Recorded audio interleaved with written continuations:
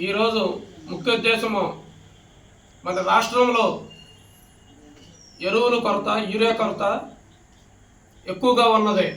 రైతులకి ఈ గత 3 నెలల బట్టి మనకి యూరియా అనేది దొరకట్లేదు. దీనికి తగ్గ చర్యలు అనేది ప్రభుత్వం కూడా సరిగా తీసుకోక రైతులు ఎంతో ఇబ్బంది పడుతున్నారు. మన ఇంతకుముందు గవర్నమెంట్లో 5 సంవత్సరాలు రైతు భరోసా ద్వారా మనకి యూరియా కానీ కాంప్లెక్స్ ఎరువులు కానీ ఏవైనా కానీ మనకి సక్రమంగా ఎప్పుడు కావాలంటే అప్పుడు అందుబాటులోకి వచ్చాయి. కానీ ఇప్పుడు ఈ గవర్నమెంట్లో యూరియా అనేది మనకి జనాలు రోడ్ల మీద నుంచొని బారులుగా తీరి రైతు భరోసా ముందు సొసైటీల ముందు నుంచున్నా కానీ ఒక కట్ట దొరికే పరిస్థితి లేదు.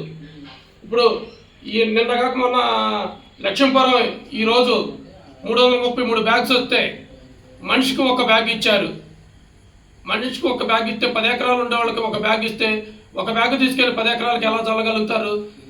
దీన్ని మనం గవర్నమెంట్ దీని అంతటికీ కూడా సరైన మార్గం ఎంచుకొని అందుట్లో అచ్చెన్నాయుడు గారు భోజనాలకైతే లైన్లో ఉంటారు కానీ రైతులు యూరియా కట్టలకి లైన్లో నుంచోలేరా అనేది వ్యంగ్యంగా మాట్లాడటం ఎంతో ఇబ్బందికరమైన విషయం. దీనికి క్షమాపణ చెప్పాల్సింది పోయి రైతులని ఇంకా ఎంతో ఇబ్బందికరంగా వాళ్ళు యూరియా అందజేయకపోవటం ఇది మనకి చాలా రైతులకి చాలా అన్యాయం జరుగుతుంది.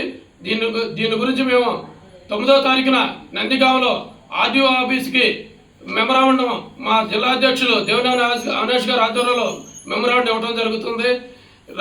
ఇకనైనా గవర్నమెంట్ మనకి రైతులందరికీ కూడా సక్రమైన పద్ధతిలో ఎరువులు అందించి ఆదుకోవాలని కోరుకుంటూ సెలవు తీసుకుంటాం.